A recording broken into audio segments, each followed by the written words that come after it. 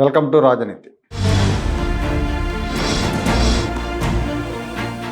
ఆంధ్రప్రదేశ్ రాజకీయాల్లో న్యాయవర్గాల్లో గత 5 ఏళ్లుగా సంచలనం సృష్టించిన అమరావతి అసైన్డ్ భూముల వివాదానికి ఇవాళ సుప్రీంకోర్టు తెరదించింది.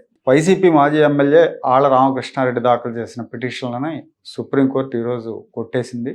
గతంలో ఆంధ్రప్రదేశ్ హైకోర్టు ముఖ్యమంత్రి చంద్రబాబు నాయుడు, మంత్రి నారాయణలకు ఇచ్చిన క్లీన్ చిట్ని సుప్రీంకోర్టు ధర్మాసనం సమర్థించింది.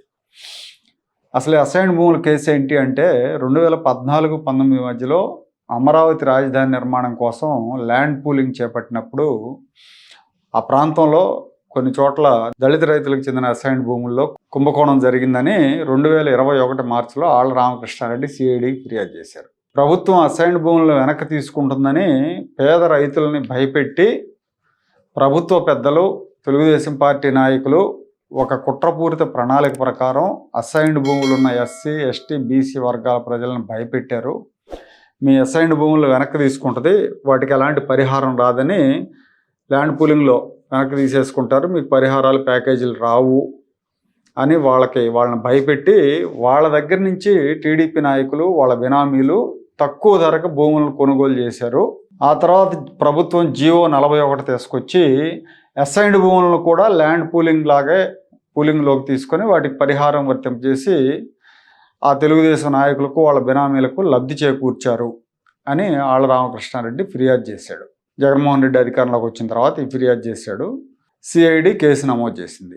ఈ ఫిర్యాదు ఆధారంగా ముఖ్యమంత్రి చంద్రబాబు నాయుడు, అప్పటి మున్సిపల్ మంత్రి పొంగూరు నారాయణ వీళ్ళిద్దరూ 1100 ఎకరాల అసైన్డ్ భూముల స్కామ్లో ప్రధాన నిందితులని సిఐడి పేర్కొంది.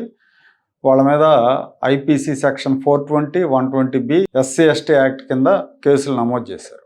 సిఐడి నమోదు చేసిన క్రిమినల్ కేసులను సవాల్ చేస్తూ ముఖ్యమంత్రి చంద్రబాబు నాయుడు, మంత్రి నారాయణ ఆంధ్రప్రదేశ్ హైకోర్టులో క్వాష్ పిటిషన్లు దాఖలు చేశారు. మొన్న 2026 జూలై 15న ఏపీ హైకోర్టు న్యాయమూర్తి జస్టిస్ వై లక్ష్మణరావు ఈ కేసును పూర్తిగా కొట్టేస్తూ ల్యాండ్ మార్క్ జడ్జిమెంట్ ఇచ్చారు. ఈ ల్యాండ్ పూలింగ్ అనేది అసెంబ్లీ ఆమోదించిన ఏపీ సిఆర్డిఏ యాక్ట్ ప్రకారం తీసుకున్న ఒక అధికారిక విధాన నిర్ణయం. రాజ్యాంగబద్ధంగా తీసుకునే ప్రభుత్వ నిర్ణయాలను, ప్రభుత్వ జీవోల్ని క్రిమినల్ కుట్రలుగా మార్చడం చట్టరీత్యా చెల్లదు. ప్రభుత్వం మారిన ప్రతిసారి మునుపటి ప్రభుత్వ విధాన నిర్ణయాల మీద క్రిమినల్ కేసులు పెట్టడం అనేది రాజకీయ కక్ష సాధింపు చర్యల కిందకు వస్తుంది.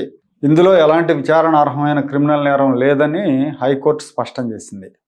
ప్రభుత్వాలు మారినప్పుడు ప్రత్యర్థి నేతల మీద కేసులు పెట్టే ధోరణి పెరిగిపోతూ ఉంది.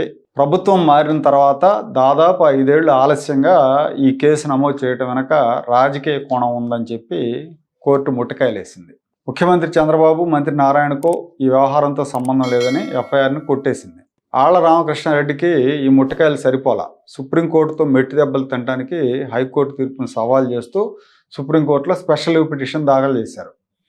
హైకోర్టు తీర్పును కొట్టేసి చంద్రబాబు, నారాయణ మీద విచారణ కొనసాగేలా ఆదేశాలు జారీ చేయాలని కోరారు. అయితే ఆళ్ల ఆశలు అడియాసలైనవి. Supreme court CJ justice Surya Kant, justice JM Bagchi, justice మోహన్లతో కూడిన త్రిసభ్య ధర్మాసనం హైకోర్టు తీర్పును సమర్థించింది.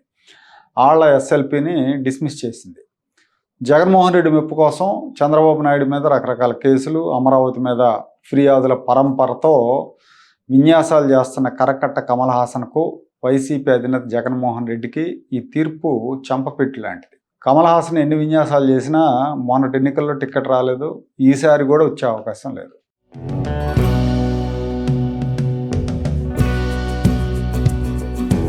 Like, share and subscribe to Rajaniti channel.